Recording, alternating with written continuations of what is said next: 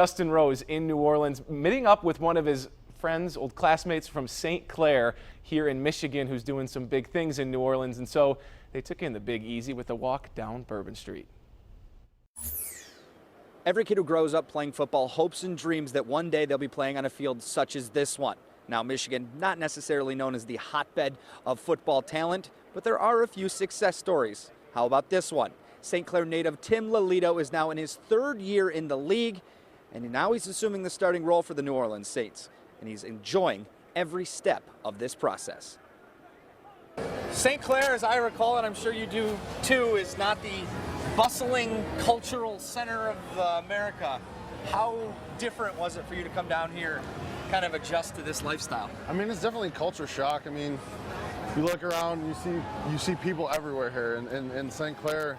I mean, you could walk down to Sue's Coffee House and see maybe 5 people, but you know what? You know those 5 people's names and their birthdays probably. So it's definitely different. Can you give us a family-friendly story of a night down here in the French Quarter? I don't think I can. I don't know if I mean, during the daytime it's very family-friendly, but not in the nighttime.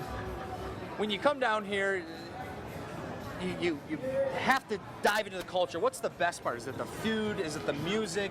Is it kind of the abundance of everything? What's the best part about being, somewhat of a native now? Somewhat, I guess. Well, I'm a big guy, so obviously I like eating a lot. So the food down here is absolutely incredible. Obviously, we just ate Parkway Bakery and had the shrimp po' boys there, and they're incredible.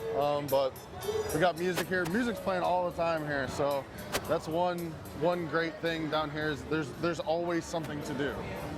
Always something to do, but something that you have to do a lot of is play football. And how is the continual process of becoming a rookie, then becoming a second-year player, and then in this league anymore, 3-4 years as a veteran? I think it's just constantly evolving, constantly, being a rookie and taking notes on the older guys and exactly what they're doing at all times, and trying to just get into a routine. And then, second year, how am I gonna get better from next year? And now moving forward and having rookies under me, and be like, okay, now I got to teach this guy on what to do and how to step and how to block and stuff like that. So it's just constantly evolving, as I'm sure it is with everyone. It's incredible. I mean, you got Drew, you got Marcus Colston, you got guys like CJ Spiller, Zach Strief, Jari Evans. Those guys, sometimes it's just, I'm in awe of where I am and who I get to play for and play with. So it's an incredible experience. Yeah, off of that note, kind of, I grew up in St. Clair too. I kind of know where our dreams are, of course, high and we shoot. But have you had a chance to reflect on what you're doing right now, being a player in the NFL? Not yet. Not yet. I really haven't took the time to stop and think like, hey, I'm actually in the NFL and I'm doing this. I'm kind of just rolling with it right now and going as long as I can. From small country boy to big city man, Tim, congratulations on your success.